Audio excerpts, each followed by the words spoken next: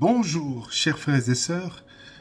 Ce matin, je rappelle que nous sommes toujours dans notre thème principal de la quinzaine de prières. Dans Ecclésiaste chapitre 3 et verset 11, l'Éternel fait toutes choses bonnes en son temps. Et donc ce matin, je vais juste partager une petite pensée dont le thème est la persévérance dans l'attente des promesses de Dieu. Nous allons tirer cette réflexion dans le livre de Hébreux chapitre 6 à partir du verset 11 et les suivants. Je vais lire Hébreux 6 à partir du verset 11.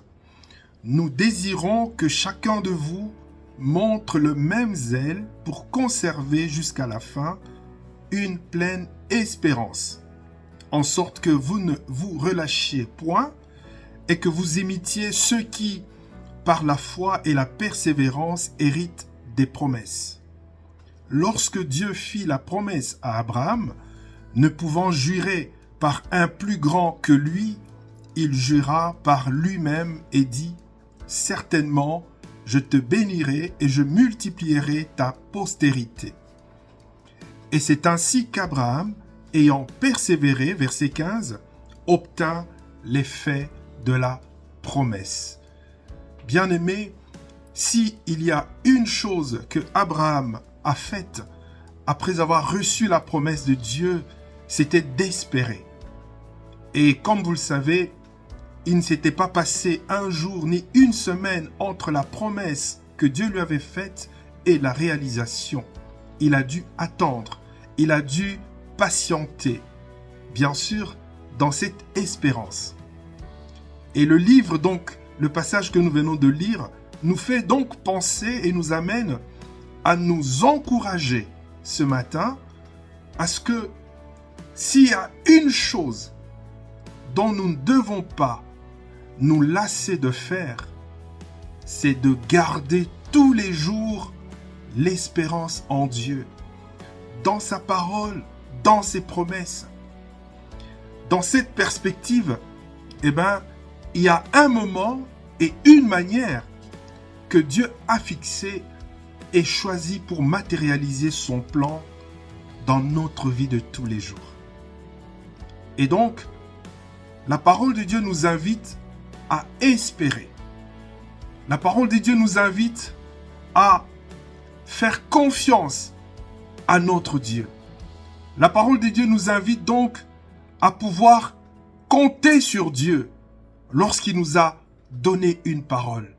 Et même s'il ne nous a pas donné une parole, le fait que nous ayons sa parole qui contient toutes les promesses que nous ne pouvons imaginer, nous avons ce devoir de pouvoir compter sur lui, de pouvoir espérer en lui.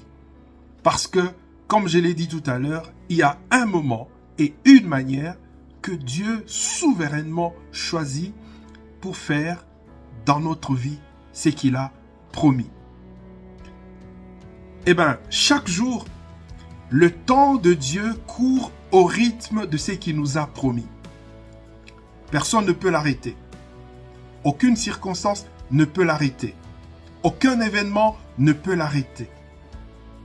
Et Dieu, quand il fait, ça n'arrive jamais ni avant, ni après.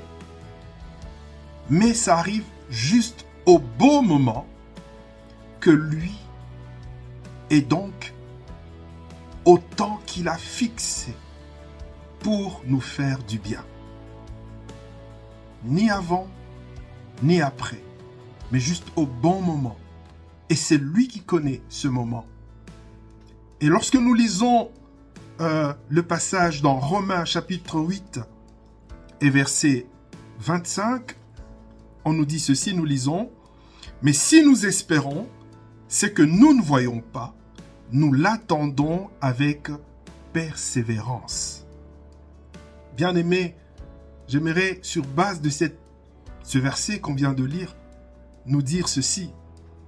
Le plus dur dans la marche de notre foi, le plus dur dans notre exercice de la foi, ce n'est pas de commencer à espérer, mais c'est de continuer à espérer. Sans relâche, sans faille. Continuer à espérer. C'est donc la persévérance dans l'espérance, en sachant que Dieu seul sait à quel moment il va agir.